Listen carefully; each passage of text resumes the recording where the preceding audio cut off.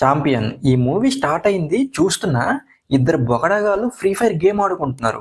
ఇంకా movie start అవ్వకముందే ఉడియమ్మ జీవితం గేమ్ ఆడుకోవడానికి 250 రూపీస్ పెట్టి థియేటర్కి ఎందుకు రావడం భయ్యా? చెప్పాక కూడా ఆడుతున్నారు, లేదంటే ఫోన్ ఓపెన్ చేస్తున్నారు.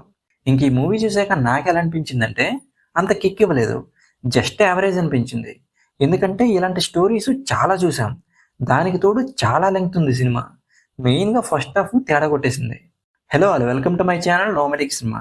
ఇందులో కథ ఏంటంటే రజాకారులను ఎదిరించి పోరాడుతున్న బైరాన్పల్లి విలేజ్లోకి ఫుట్బాల్ ప్లేయర్ అయిన మైకిల్ అనుకోని పరిస్థితుల్లో వస్తాడు. వచ్చాక తన లైఫ్ ఎలా చేంజ్ అయింది అనేది సినిమాలో చూడాలి. సినిమా స్టార్ట్ అవ్వడం చాలా బోరింగ్గా స్టార్ట్ అయింది, ఎక్కడా కూడా ఇంట్రెస్టింగ్ అనిపించలేదు. ఇంటర్వెల్కి ముందు నుంచి సినిమా బాగా పికప్ అయింది, అలాగే సెకండ్ హాఫ్ ఈ సినిమాని కాపాడింది.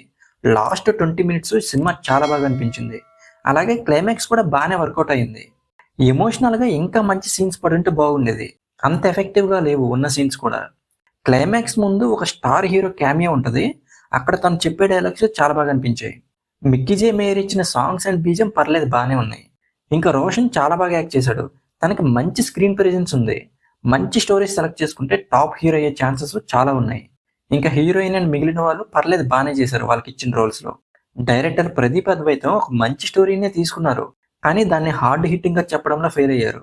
స్క్రీన్ ప్లేని ఇంకొంచెం గ్రిప్పింగ్గా రాసుకుంటే బాగుండేది. అలాగే లెంగ్త్ విషయంలో కూడా కేర్ తీసుకోవాల్సిందే. ఇంకా ఓవరాల్గా ఈ మూవీ గురించి చెప్పాలంటే ఒక డీసెంట్ మూవీ, కాకపోతే లెంగ్త్ ఎక్కువ ఉండడం వల్ల చాలా వరకు బోర్ కొట్టింది.